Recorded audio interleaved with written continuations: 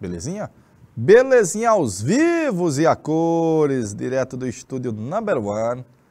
É aqui onde tudo começou, galerinha, nesse mega estúdio, aqui na região das Torres, na capital, na região elevada aqui do Monte Castelo, que tem os estúdios do Canal Educação, esse projeto lindo.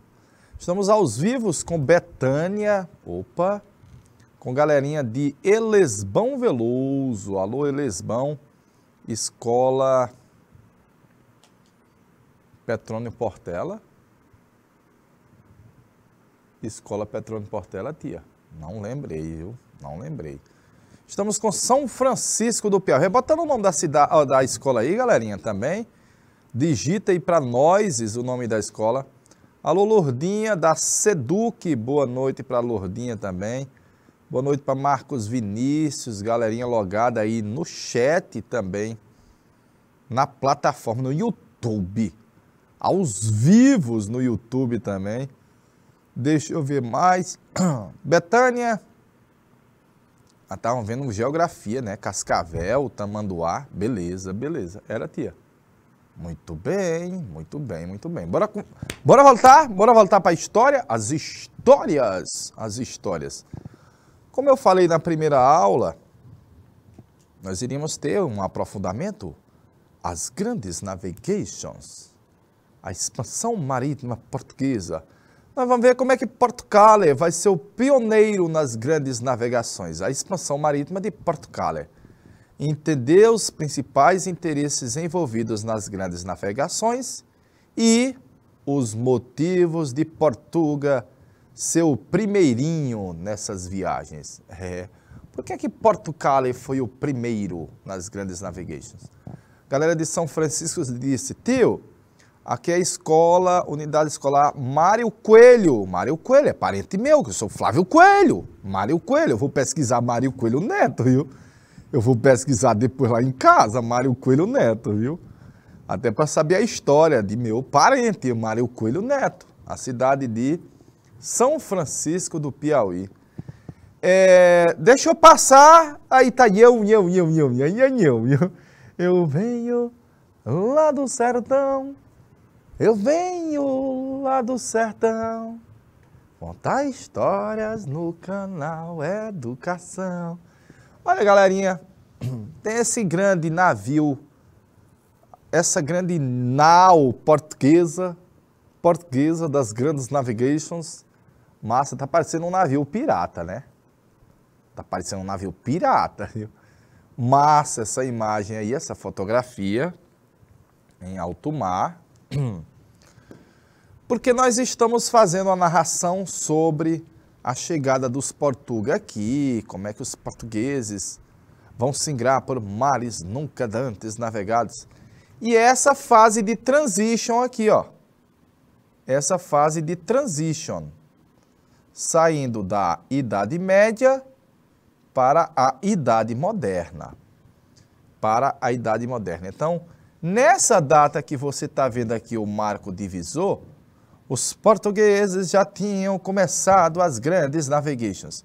Eu estou lhe dizendo que é um evento mundial, porque vai se transformar num evento mundial, mas que teve início no final da Idade Média e, claro, ele se concretiza no início da Idade Moderna. Bacaninha? Olha aí, ó. A Europa tinha passado por aquele período de peleja. Deus nos livre da peste, da fome, da guerra e da morte.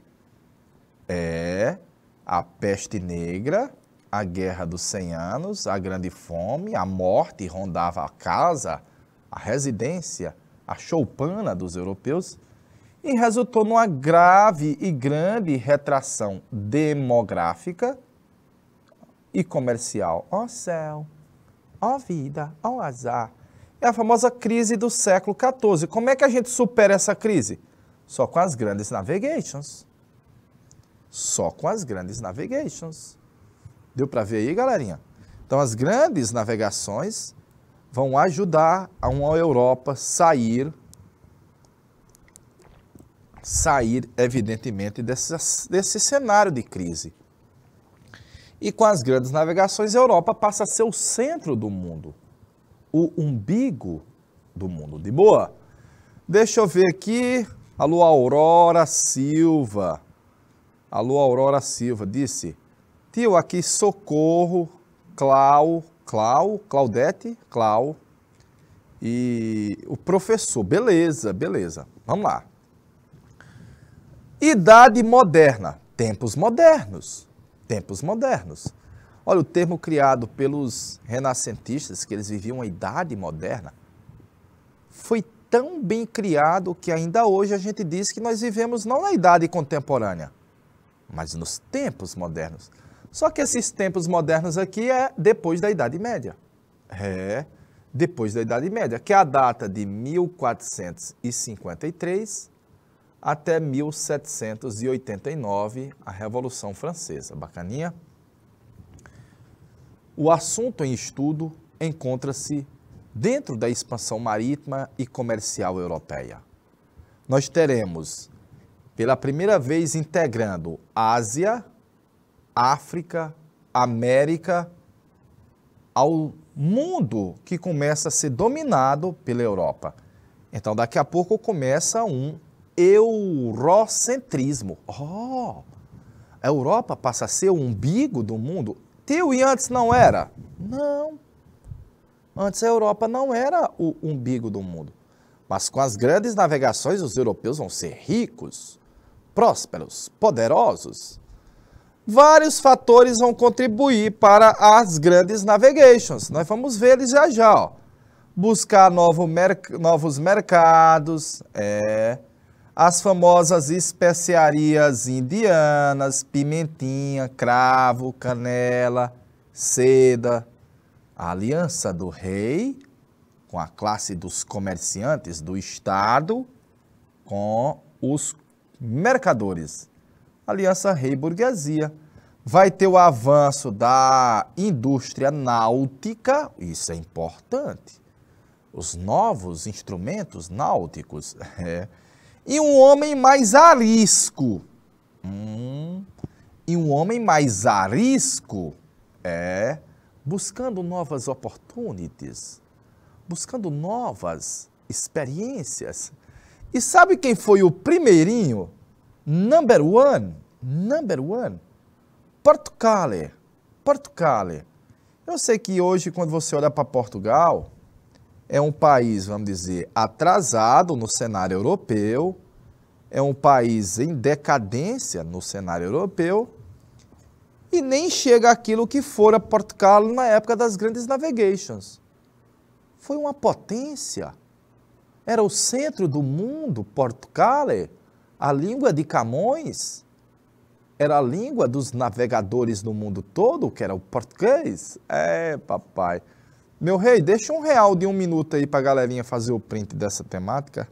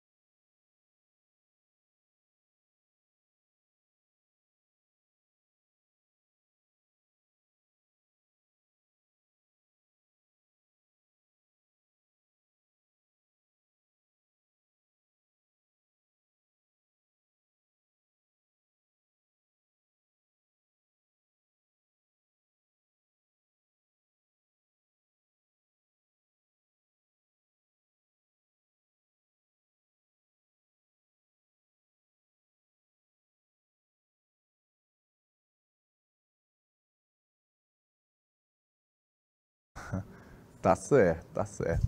Vamos lá, meu rei. Obrigado, velho. Vou passar, olha para você mais ou menos o que era o mundo conhecido dos europeus antes das grandes navegações. Esse mapazinho mostra mais ou menos o que era o mundo conhecido pelos europeus na época das grandes navegações. Vamos dizer que era as áreas em torno do mar Mediterrâneo. Então, se tem as grandes navegações, é porque vai ter as pequenas navegações. E as pequenas é no Mediterrâneo, ó. Já conhecida há muito do europeu. Há muito. Com destaque para a cidade de Veneza, rica cidade de Veneza, e Gênova, rica cidade de Gênova. Elas eram rivais. Então vamos ter uma expansão marítima comercial, é uma expansão territorial, comercial, religiosa também. O cristianismo vai se expandir, religiosa. Através dos oceanos Atlântico, Índico e Pacífico, buscando lucro, fortalecer a burguesia e o Estado. Estou completando aqui, ó. Buscando fortalecer a burguesia e o Estado. E vai ser uma espécie de solution para a crise do século XIV. Aí, a partir de então, a população europeia vai crescer sobremaneira, galerinha. Crescer sobremaneira, de boa? Tá aí um resumo do que foram as grandes navegações. Foi uma expansão territorial, comercial, religiosa da Europa, pelos mares e oceanos, buscando lucrar. Lucrar. Olha, as duas cidades, elas eram rivais, viu, velho? Elas dominavam esse comércio no mar Mediterrâneo. Elas faziam comércio com Constantinopla, com a região da Palestina, com o Egito, com o norte da África. Eram ricas. Essas duas cidades aí ganhavam muito real. Meu parente. Então, por exemplo, quando você tinha pimenta vinda da Ásia, vinha da Índia para a Pérsia, da Pérsia para os árabes, para outros intermediários, quando os italianos iam vender lá na Europa, haja lucro, meu parente, haja lucro. Perfeito? Deixa eu passar. Quais os interesses envolvidos nas grandes navigations? Quais os fatores vão impulsionar as grandes navigations? Primeiro, era preciso encontrar uma rota para chegar à Índia. Porque você já viu neste instante que quem dominava o comércio mediterrâneo eram as duas cidades italianas. Elas meio que monopolizavam, aliadas com os árabes. Então, estou dizendo que era preciso achar um outro caminho, o caminho das Índias naquela novela. Claro, buscar riquezas. Geralmente, uma expansão é também uma forma de você buscar produtos lá fora que possam complementar a economia de casa. De boa? Expandir os domínios europeus. Quem pensava principalmente que os países, olha, os reis, os estados. Porque quando você conquista um território, o rei fica mais poderoso. E quem assistiu à primeira aula sobre a chegada dos portugueses, os índios, os jesuítas, os bandeirantes, já viram que durante as grandes navegações, os europeus estão indo realizar a catequese, a conversão. Então é por isso que a maioria da América hoje é cristã. É fruto desse trabalho realizado lá no início. Também porque a galerinha tinha muitas histórias.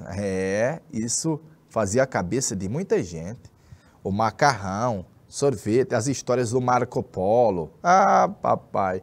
E desviar do controle italiano do Mediterrâneo. Já vimos isso, ó.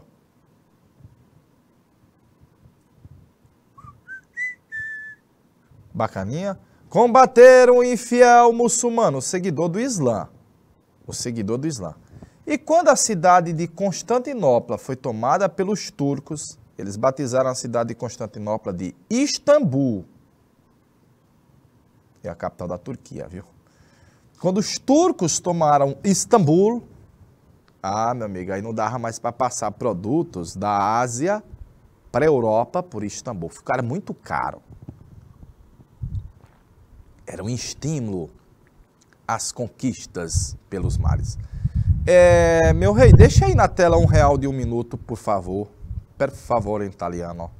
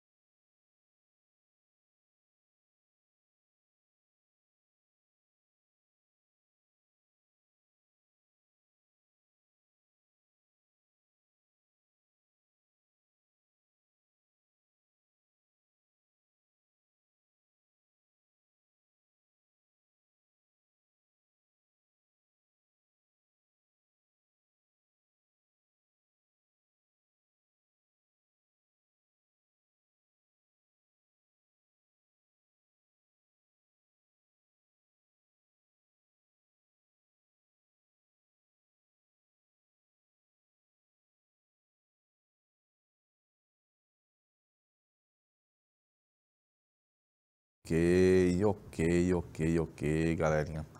Olha aí os navios portugueses nessa pintura aí. Os navios portugueses se preparando para zarpar, colocando as mercadorias, a presença de padres, bacaninha. E aí, importantíssimo, só vai ocorrer as grandes navegações porque ocorreu a centralização do poder nas mãos do rei, formando os países. Tio, eu peguei a questão, não chamava países, chamava estados, é a mesma coisa. É esse estado o grande patrocinador das viagens. Ele é o mais patrocinador do que os comerciantes. Já vista que os reis tinham mais real e dinheiro que a burguesia no início. Vai haver o aprimoramento da arte náutica, a bússola, o astrolábio, a caravela, naviozinho português, as naus portuguesas. E vai haver esse aprimoramento também com o ensinamento dos árabes e dos italianos. Por quê? Porque eles já faziam comércio pelo mar Mediterrâneo. Então, eles já tinham experiência na navegação pelo Mediterrâneo. Vão levar um pouquinho desse know-how de experiência para Portugal e para a Espanha também, viu? Havia interesse dos ricos nobres, terras, títulos, súditos, servos, escravos, riquezas. A burguesia sempre pensou em comprar uma mercadoria por R$10 e vender por 30.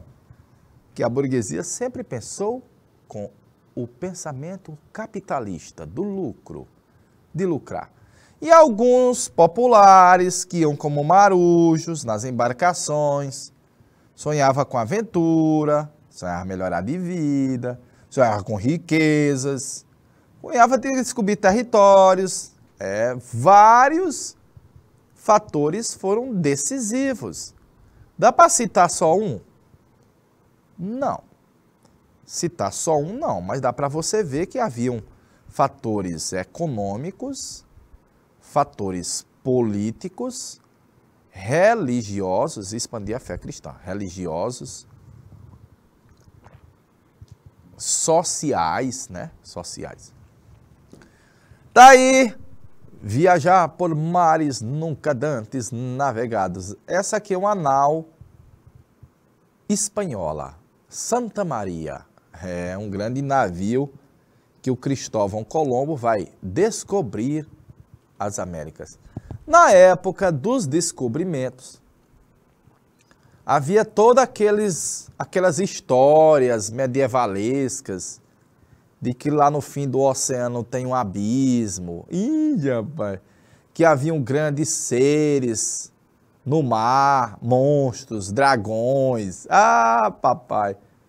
E até a Bíblia dizia isso. Olha aí o que a Bíblia diz, ó. Aí é da Bíblia, velho. É da Bíblia, galerinha. Tinha gente que acreditava nisso aí. Beleza? Faça a leitura, povo.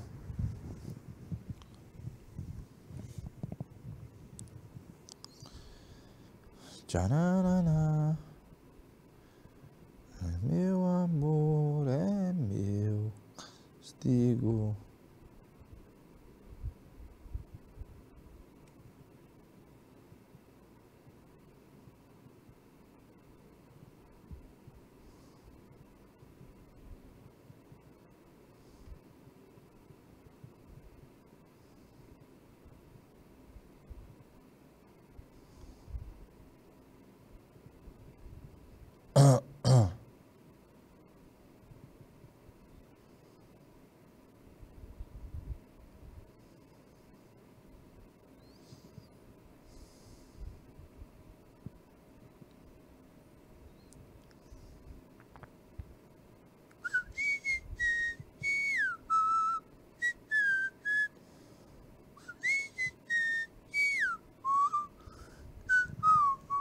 Viver sem você, eu não consigo.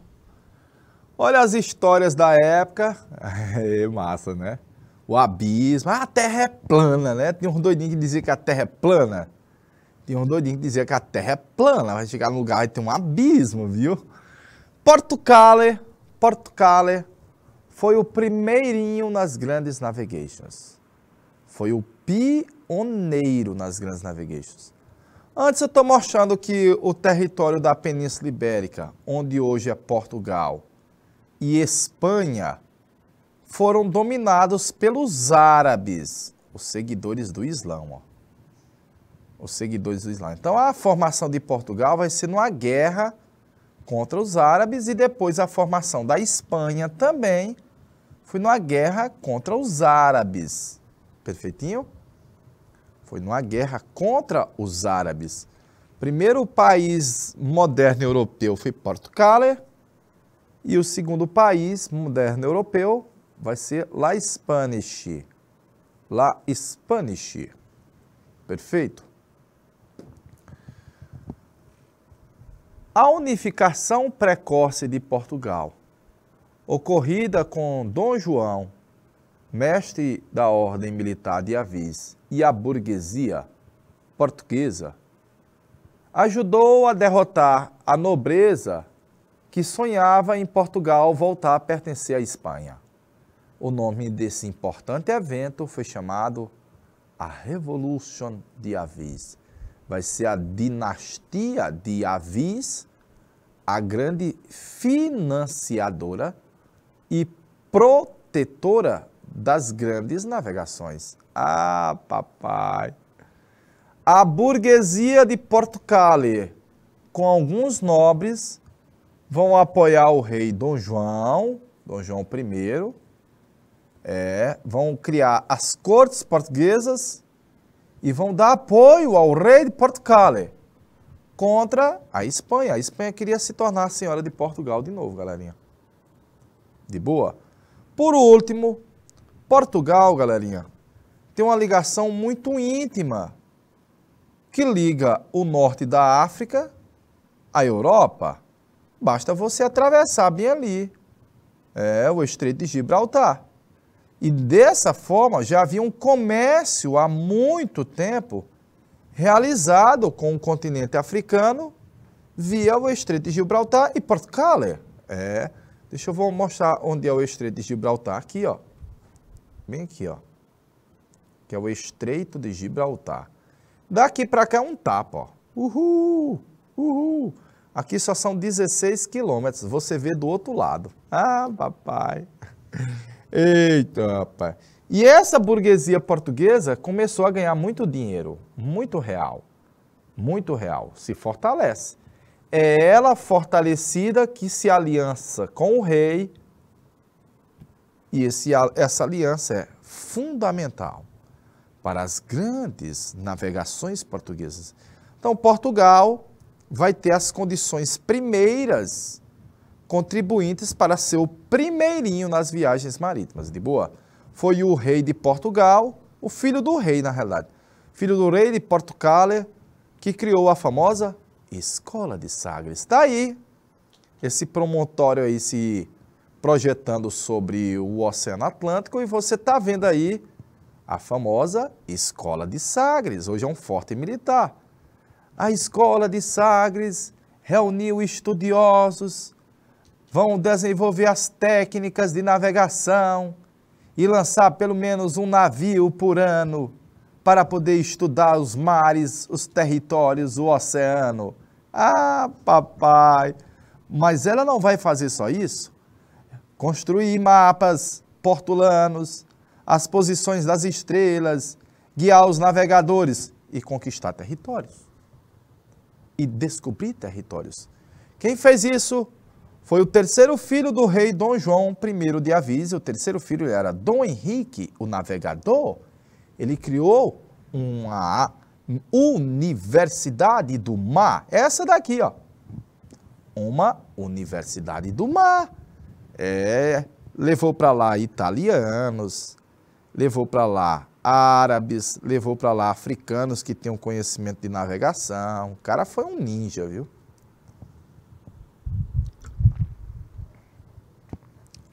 Passando. Tá aí Dom Henrique, o navegador, os planos. Dom Henrique, o navegador, os planos, a presença burguesa.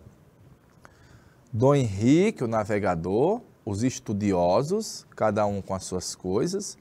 Olha aí o quadrante, olha a batestilha, olha os mapas, os portulanos, olha os navios lá por trás, olha os planos de Portugal. Massa, velho, massa. E aí eu coloquei, Portugal foi o primeiro país na Europa a ter um rei no trono. Foi o primeirinho, foi, que resultou em o rei se aliar com a burguesia e o rei criar e estimular a escola de Sagres. Além do mais, Portugal está de frente para o mar oceano. Ele dizia, vem, vem, vem. E os portugueses foram. Até porque Portugal está, ou você sai para o mar oceano, ou tem que ir por dentro da Espanha. A Espanha sempre foi um irmão gêmeo inimigo. Foi um irmão inimigo de Portugal. Então, os portugueses, desde muita tenra idade, desenvolveram intimidade com o mar. A pesca da sardinha, do bacalhau. Portugal já tem como se fossem portos naturais.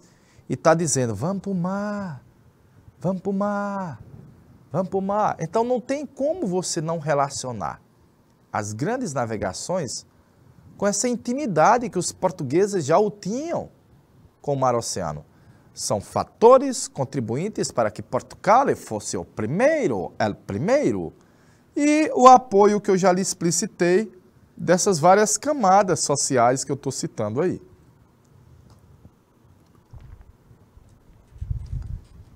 Alô, Betânia, cadê a galera de Betânia? Tem gente lá em Betânia agora, galerinha? Manda o nome dos alunos para a gente poder citar aqui na aula, ficar registradozinho. Socorro, Clau e a professora. Alô, Aurora, bacaninha. Vamos passar, né? Vamos passar, senão não vai dar tempo. Vamos passar. Tá aí os navios criados pelos portugueses. Aí você está vendo uma grande nau portuguesa. Esse barco primeiro no desenho é uma nau portuguesa. E lá do lado é uma caravela. Uma caravela. As naus são grandona, né? Bem grandona. E a caravela ela é mais curtinha, mais ágil. A caravela tem essas velas triangulares, olha. Permite navegar a favor e contra o vento. A favor e contra o vento. Massa. Massa, massa. Fatores que explicam o pioneirismo de Portugal nas grandes navigations. Vários. A experiência na navegação e os portulanos. E o que eram os portulanos? Os mapas. 2. Portugal está de frente para o mar oceano. O mar está dizendo, vem. É o aprimoramento com a escola de Sagres. E claro, a invenção da caravela, que é um navio ágil e bom para viajar, descobrindo os territórios. Depois você manda as naus trazer as mercadorias, viu? E para fechar, o rei, a igreja, a burguesia, o tanto de gente envolvido aí, ó. o tanto de gente envolvida. É muita gente, é muito grupo envolvido. Portugal vai ser o pioneiro, o primeiro. Então eles começam a conquistar territórios. Primeira conquista portuguesa, Ceuta, no norte da África. Bem aqui, ó. Tá aqui, ó, no mapazinho, ó. Ceuta. Portugal é bem aqui, ó. Bem pertinho. É. Bem aqui nasceu aquele Deus lindo, gostoso do Cristiano Ronaldo, ó. Ah, papai! A Ilha da Madeira, os Açores, os portugueses dominaram essas regiões todas aí. Quem quer passar além do Cabo Bojador, tem que passar além da dor. E Gil Eines passou. Vamos descer para a África.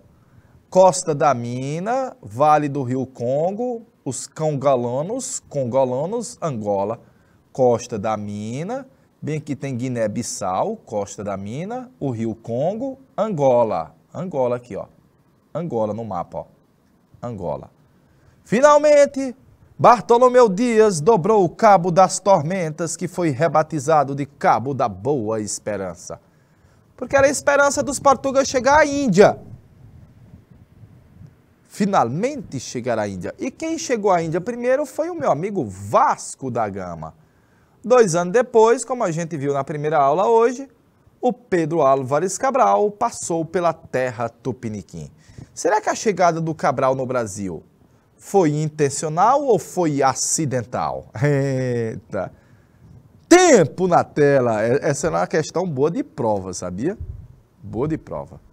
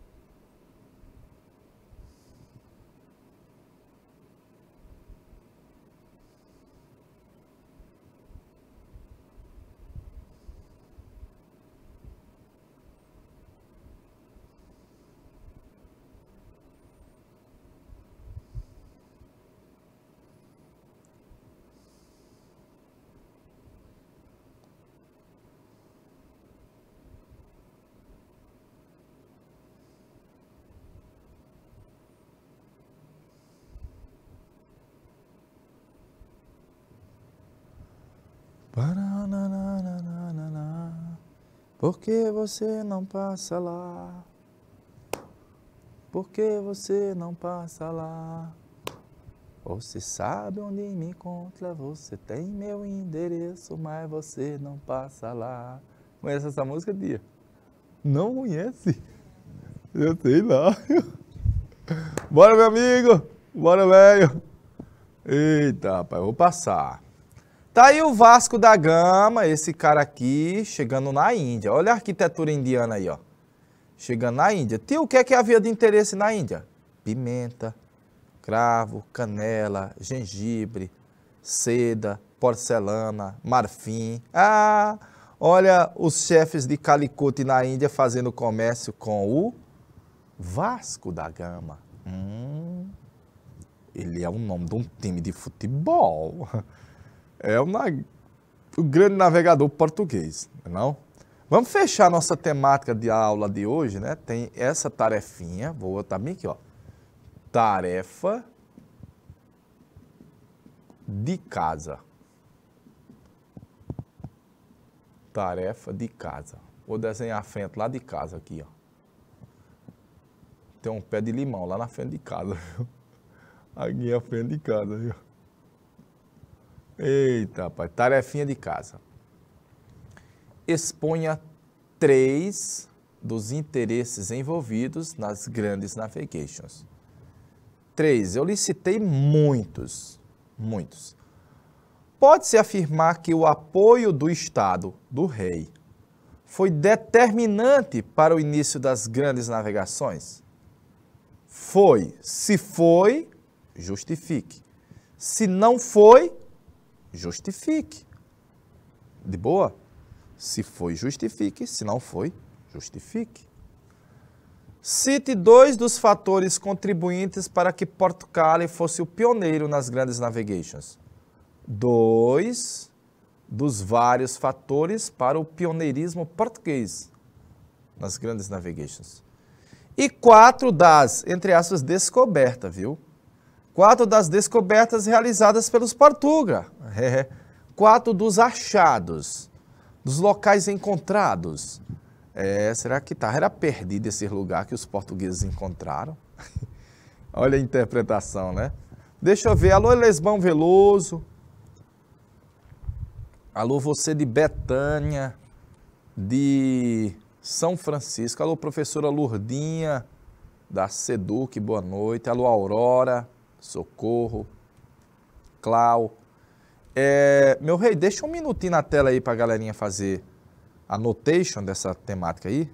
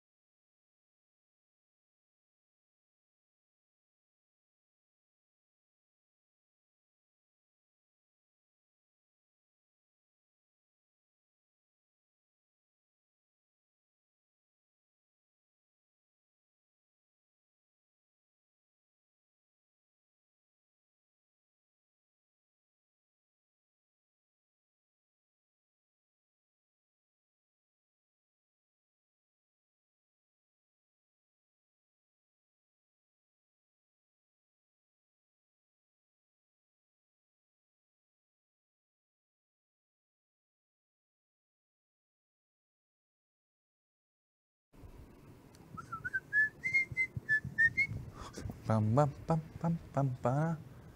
lá? Vamos lá? Agora vamos fazer essas daqui. Agora é noises. Na expansão marítima comercial europeia, o pioneirismo português pode ser explicado como resultado de diversos fatores. Entre eles, pode-se destacar os seguintes.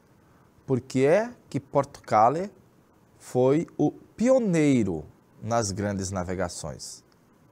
A pergunta é só essa. Por que é que Portugal foi o primeirinho nas grandes navegações? Pai de uma aluna.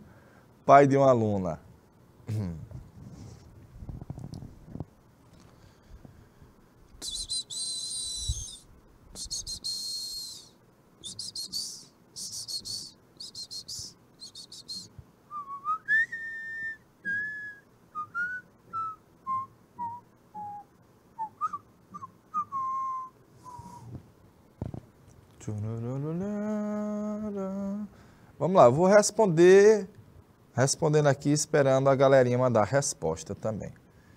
Ele quer saber sobre o pioneirismo português.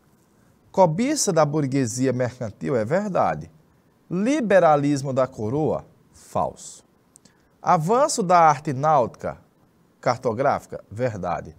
Reforma liberal, falso. Descoberta de rotas mediterrâneas para o Oriente, não. Localização geográfica, é verdade. Estabelecimento de relações comerciais pelo Mediterrâneo, não, que ele era dominado pelos italianos. Centralização do poder, sim. Intervenção do Estado na navegação, sim, que é a escola de Sagres. C, de sabido, de campeão, de canal, educação. Questão number 1, letra C de campeão. Para a próxima. Na expansão marítima europeia, o pioneirismo português nas grandes navegações pode ser explicado como resultado de diversos fatores. Isso é a mesma? Entre eles, podemos assinalar, olha aí, ó. É parecidíssima, né? Uma é da Mackenzie e outra é de quem? Da URJ.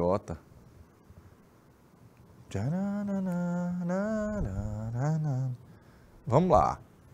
Precoce centralização do poder, Intervenção real em favor da navegação, verdade. Avanço das artes cartográficas, reivindicações por reformas liberais, falso. Já vimos que a letra A. Cobiça da burguesia, verdade. Prática liberal, falsa.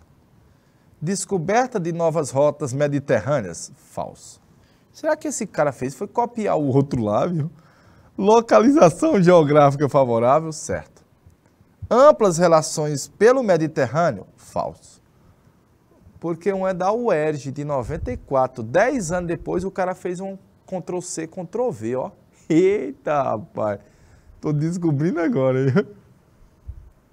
Passando. O século XV marca a expansão de países europeus sobre regiões do continente africano, asiático e americano. Pode-se afirmar, o pioneirismo português na expansão marítima deveu-se sobretudo à precoce unificação e ao apoio da burguesia a esse projeto, letra A de aprovado na questão de número 3. Verdade? De cara? Ainda vou procurar mais outra, viu? Essa é grande, muito grande. Foi fator relevante para Portugal ser o pioneiro nas grandes navegações, a precoce centralização, somada à existência de um grupo mercantil interessado na expansão e a presença de técnicos e sábios, inclusive estrangeiros, letra A de aprovado na questão de número 5. Para nós encerrarmos aqui essa temática, lembrar que na próxima semana tem a parte 2 das grandes navegações, que é falar um pouquinho também da Espanha e dos Portuga aqui nessa terra e das consequências das grandes navegações. Bacaninha? Ó, deixando um cheiro na caixa do Oi, um grande e forte abraço no coração, viu, galerinha? Até a próxima semana e tchau! Valeu, povo!